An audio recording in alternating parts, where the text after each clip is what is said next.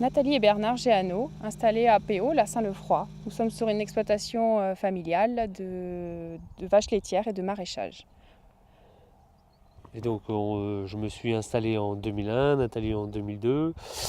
L'exploitation, donc 70 hectares et de SAU pour 520 000 litres de lait, et donc un peu de maraîchage, donc une dizaine d'hectares.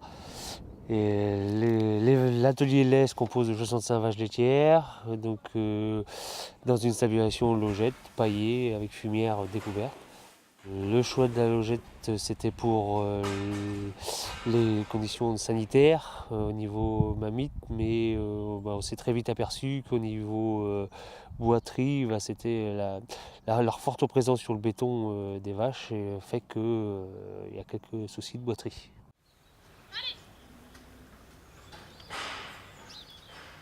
En 2006, nous avons acheté des vaches en lactation, 5 vaches.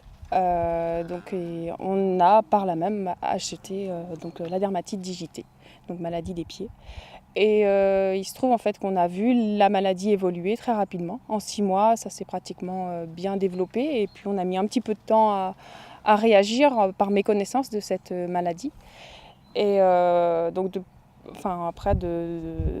quelques mois plus tard, donc c'est des problèmes de chevauchement des vaches, donc des vaches qui ne se chevauchent plus, donc problème de reproduction. Et du coup, donc on s'est attardé sur cette maladie où on devait faire quelque chose pour y remédier.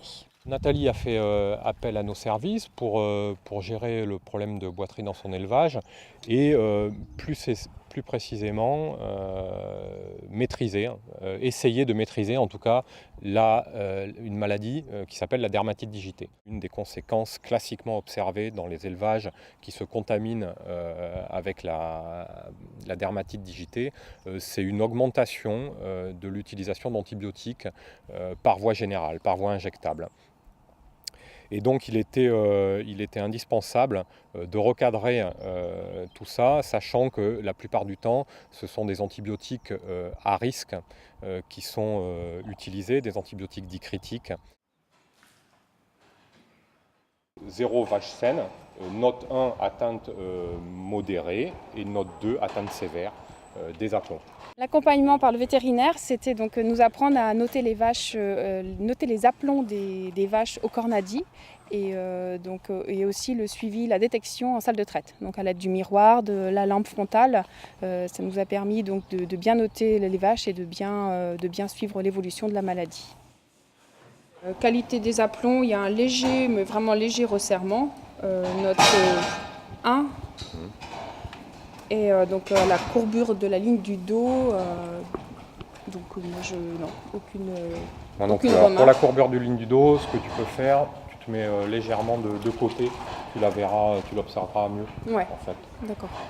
Donc l'avantage de la méthode, c'est qu'elle est simple, rapide, environ une vingtaine de minutes pour une cinquantaine de vaches.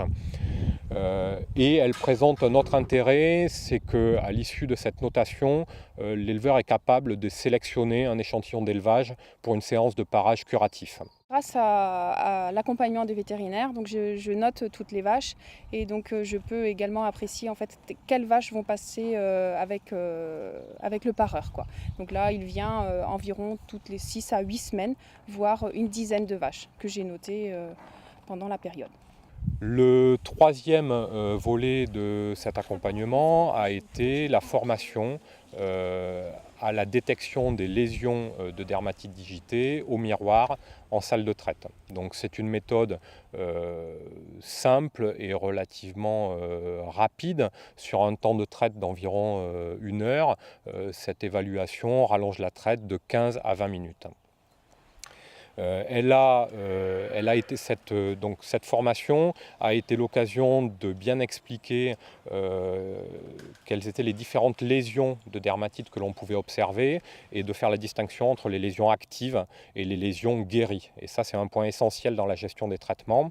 L'autre intérêt de cette méthode de détection en salle de traite, c'est de connaître le pourcentage total d'animaux atteints au sein du troupeau et donc de juger ou non de l'intérêt de mettre en place une désinfection collective.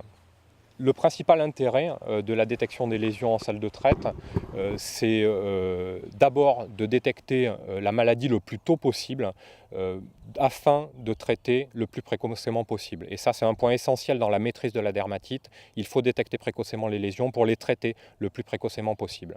Une fois la détection réalisée en salle de traite, il était important de redéfinir les modalités précises de traitement de la dermatite digitée. Concernant les lésions actives, qui sont notées 1 ou 2, et qu'on repère facilement parce qu'elles sont roses ou rouges, là, il s'agit de réaliser un traitement local, j'insiste, un traitement local par spray d'antibiotiques, voilà, en général à base d'oxytétracycline. Pour un certain nombre de lésions plus compliquées, il est utile de réaliser des soins sous pansement et donc cela doit être réalisé au moment d'une séance de parage. Le dernier point de cet accompagnement a été d'identifier les zones au sein de l'élevage où on peut suspecter qu'ont lieu les contaminations vis-à-vis de la dermatite digitée. Donc il s'agit de zones humides, parfois difficiles à entretenir, notamment les passages entre les logettes ou les zones autour des abreuvoirs, et donc de revoir un peu, de repréciser les mesures d'hygiène au niveau de ces zones où se réalisent les contaminations. Donc aujourd'hui, j'ai mis les rythmes de dépistage en place toutes les 3 à 4 semaines. Ça me permet de cibler les vaches que je vais passer au parage.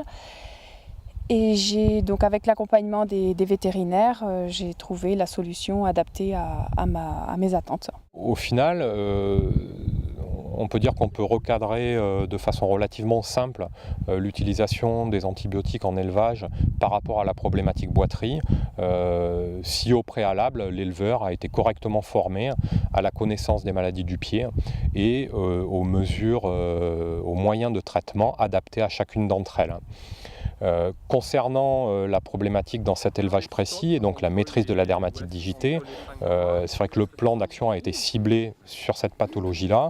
Maintenant, les séances de parage curatif montrent qu'on observe d'autres types de lésions qui ne sont pas liées à la dermatite, mais à d'autres pathologies, à d'autres maladies du pied.